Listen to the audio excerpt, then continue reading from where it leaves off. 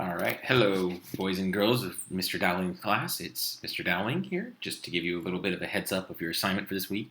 I made a little video in order to help you understand how to set this lab up because I can't be in the classroom with you. You'll notice at the top there's a link to the video explanation. That's what's recording right now. That's why it's not a hyperlink yet. There's the link to the virtual lab right here, which will take you to the lab.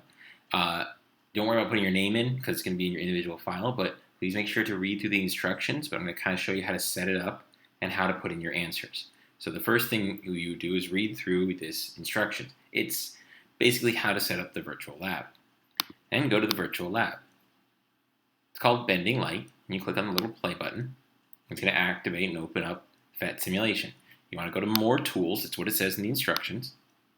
Now, if you look back, you see that there's a certain way that it wants, let's close that from jumping up and down, it wants things to look. It wants this circle protractor here. It wants to have the speed measure tool. It wants to have you at a certain wavelength. Wavelength defaults to it, so that's fine. You want to make sure you move your circular protractor here. Try and line it up as best you can. It'll help you measure the angles. You want to make sure you have your speed measurement. Over here, you can change the index of refraction on the top layer. And over here, you can change the index of refraction for the bottom layer. Now, if I make them both the exact same thing and I turn the light laser on, you can see that it's not going to bend at all because they're exactly the same. Now, in through here, you can see that it says you want to make sure that you have certain index of refraction, that you make sure you turn on the normal and the angle measurement, because then it tells you what it is, so that the protractor helps you see it, but this tells you what exactly it is. And you can see as I change the material, you can see that the laser bends as it goes through. If it asks for you to measure the speed, you just take this little tool and you put it on the light. And you see this is traveling at 1c, or one times the speed of light. So every one of your answers, when it asks you to write down the speed, you're going to put down whatever the number says in here, c. We're using c as basically like a meter per second. If I change the index here, the speed's going to change as well. This will be less than 1. Because only when it's in a vacuum or air will it get even close to, really close to C. Down here, it's at about 91% of C. And that's pretty much all there's to it. As you go through, it'll tell you to set up certain things, like, the index of refraction given by any number. This is just basically kind of a math stuff. It's from last week. You're just going to write the velocity in terms of C.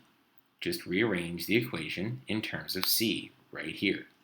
Just type it out. These are text boxes. You can type. You can delete the word answer here. You can also insert a picture of your work if you want to do it by hand.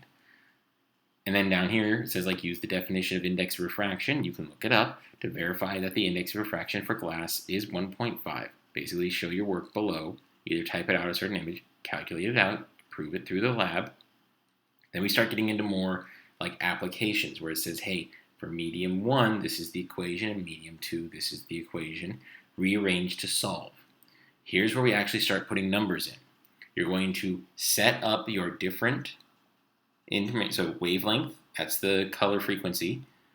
N1 is the index of refraction for the top layer. N2 is the index of refraction for the bottom layer. And theta is the angle you get it at. You may not get it exactly on 55. That's okay. If you got 54 point something, or 0.9 or 8 or 55.2, it's really hard to get that exact 55 degrees, but do the best you can. And all you do is you input the answers. So if I set up data set 1, there will be a theta 2. The program's going to just show it to me. I don't even have to do it. I measured the velocity with the speed device. Same thing for the velocity in the second material. The sign of theta 1, you just have to calculate it. It gives you theta 1. You just need to press sign in your calculator on it. Same thing for theta 2. And it wants you to figure out what lambda 2 is using the equation. And then you do it with another set of data. And that's really all there is to it. It's just to show you what happens when you actually take the ratio, that's what these are down here, ratios, of all these numbers, to show you how Snell's law came about.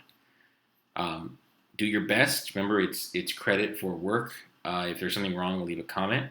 And I hope you guys are doing well. And to everyone who's taking an AP test, I wish you luck and do your best.